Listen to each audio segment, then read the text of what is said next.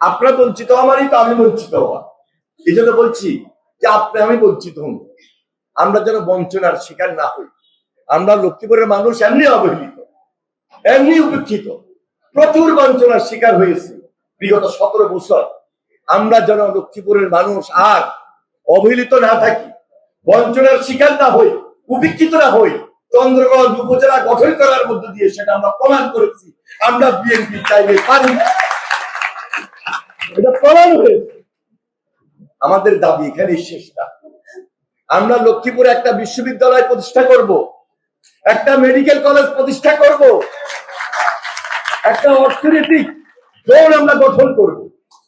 আমাদের লক্ষ্মীপুরে অনেক ইউনিয়ন, রাস্তাঘাট, জলাবদ্ধতা, স্কুল কলেজ মাদ্রাসা, অনেক উন্নয়নের দিক থেকে আমরা বঞ্চিত হয়ে পড়েছি গত 17 বছর। এখান থেকে আমাদেরকে বেড়ে আসতে হবে।